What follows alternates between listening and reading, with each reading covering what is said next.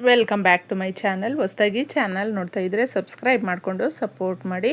ವಾರಾಹಿ ದೇವಿಯ ಆಶೀರ್ವಾದ ಎಲ್ಲರ ಮೇಲೂ ಇರಲಿ ಅಂತ ವಿಡಿಯೋ ಪ್ರಾರಂಭ ಮಾಡ್ತಾ ಇದ್ದೀನಿ. ಸಾಕಷ್ಟು ಬದಲಾವಣೆಗಳನ್ನು ನಾವು ಕಂಡುಕೊಳ್ಳೋದಕ್ಕೆ ಆಸೆ ಪಡ್ತೀವಿ.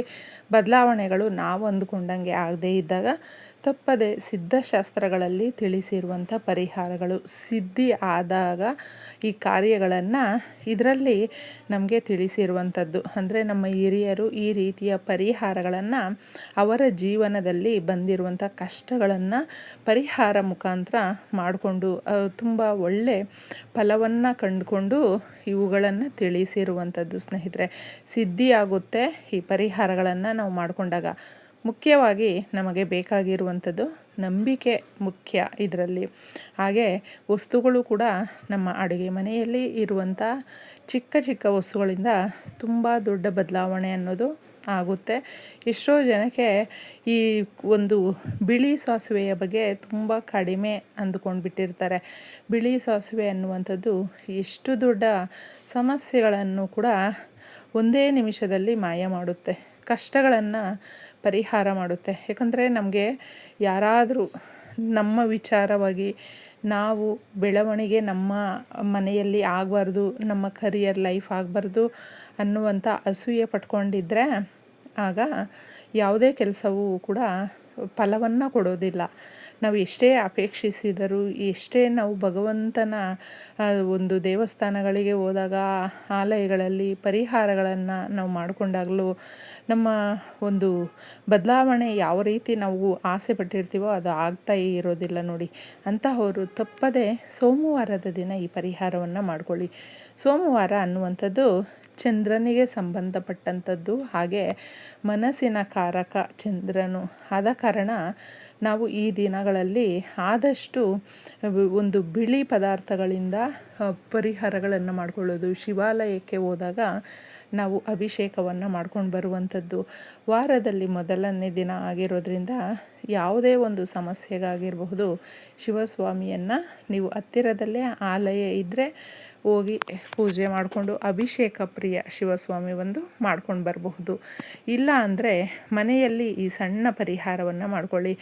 ನಾವು ಎಷ್ಟೋ ಜನ ಸ್ನೇಹಿತರೆ ಒಂದು ಸ್ವಲ್ಪ ಜಾಗಕ್ಕೂ, ಅಂದರೆ ಒಂದು ಸೈಟ್ ಇರಬಹುದು ಅಥವಾ ನಿಮ್ಮದೇ ಆದಂಥ ಒಂದು ಪ್ರಾಪರ್ಟಿ ಇರಬಹುದು, ಅವುಗಳನ್ನು ನೀವು ಪಡ್ಕೊಳ್ಳೋದಕ್ಕೆ ನಾನಾ ತಾಪತ್ರೆ ಪಡ್ತಾ ಇರ್ತೀರ. ಅಂತಹ ಸಮಯಗಳಲ್ಲಿ ಅದು ಸಂಬಂಧಿಕರಲ್ಲಾಗಿರಬಹುದು, ಹೊಸದಾಗೆ ನೀವು ತಗೊಂಡಿದ್ರೂ ಸರಿಯಾಗಿ ಅದರಲ್ಲಿ ಒಂದು ಏನೇ ಒಂದು ಕಾನೂನಿನಾತ್ಮಕವಾಗಿ ನಾವು ವಿಮರ್ಶೆ ಮಾಡೋಕ್ಕೆ ಹೋದರೂ ಕೂಡ ಸಿಕ್ಕಾಕ್ಕೊಂಡಿರ್ತೀವಿ.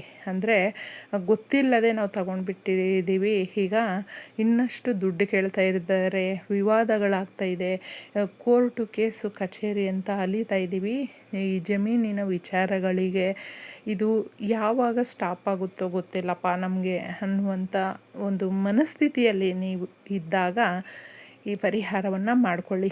ಎಷ್ಟೋ ಜನ ಕೆಲಸ ಹುಡುಕಿ ಸಾಕಾಗಿ ಎಲ್ಲೂ ಕೂಡ ನಮ್ಮ ವಿದ್ಯಾಭ್ಯಾಸಕ್ಕನುಗುಣವಾಗಿ ನಮ್ಮ ಕಷ್ಟಗಳು ಈ ರೀತಿ ಇದೆ, ಏನು ಸಹಾಯ ಯಾರನ್ನ ಕೇಳಿದ್ರೂ ಬರ್ತಾ ಇಲ್ಲ, ಹೇಗೆ ನಮ್ಮ ಜೀವನ ಒಂಥರ ಅತಂತ್ರದ ಜೀವನ ಆಗಿಬಿಟ್ಟಿದೆ ಅನ್ನುವಂಥವರು ನಿರಾಳವಾಗಿ ಈ ಸಣ್ಣ ಪರಿಹಾರವನ್ನು ಮಾಡಿಕೊಂಡ್ರೆ ತುಂಬ ದೊಡ್ಡ ಪರಿವರ್ತನೆ ಇರುತ್ತೆ ಸ್ನೇಹಿತರೆ.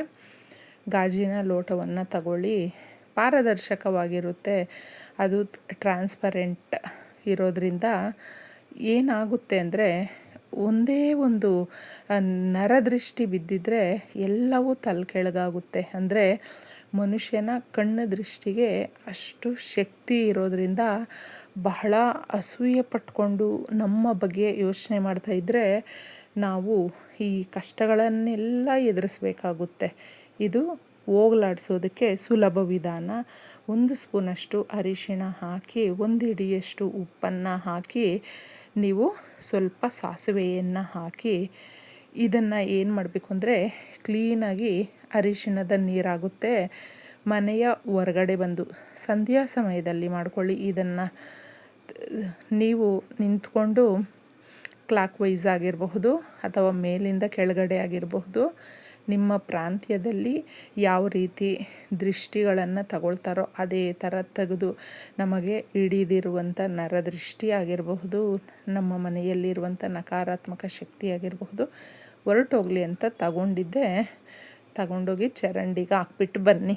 ಇನ್ನು ಮುಖ್ಯವಾಗಿ ಮತ್ತೊಂದು ಪರಿಹಾರ, ಇದನ್ನು ನೀವು ಮಲಗುವ ಜಾಗದಲ್ಲಿ ಇಟ್ಕೊಳ್ಬೇಕು ಸ್ನೇಹಿತರೆ.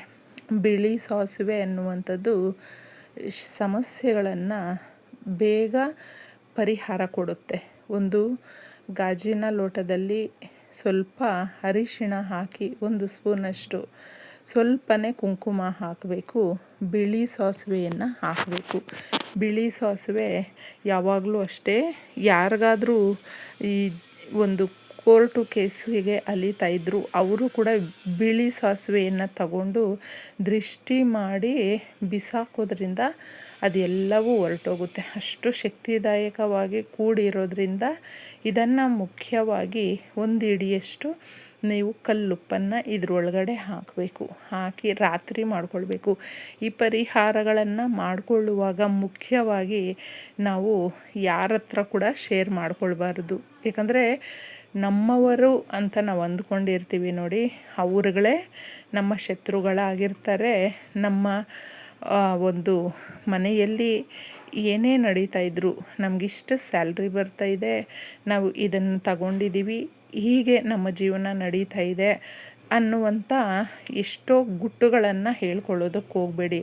ಇದು ಎಲ್ಲವೂ ಕೂಡ ಅಸೂಯೆ ತರಿಸುವಂಥದ್ದಾಗಿರುತ್ತೆ. ಆಗ ಎಲ್ಲ ಕೂಡ ತಲೆ ಕೆಳಗಾಗುತ್ತೆ. ಆಗ ನಾವು ದುಡಿಯೋದು ಸ್ಟಾಪ್ ಆಗುತ್ತೆ. ಗಂಡ ಹೆಂಡತಿ ಜಗಳ ತುಂಬ ಆಗುತ್ತೆ. ನರದೃಷ್ಟಿ ಬಿದ್ದಿರೋದ್ರಿಂದ ಮನೆಯಲ್ಲಿ ನೆಮ್ಮದಿ ಅನ್ನೋದು ಇರೋದಿಲ್ಲ.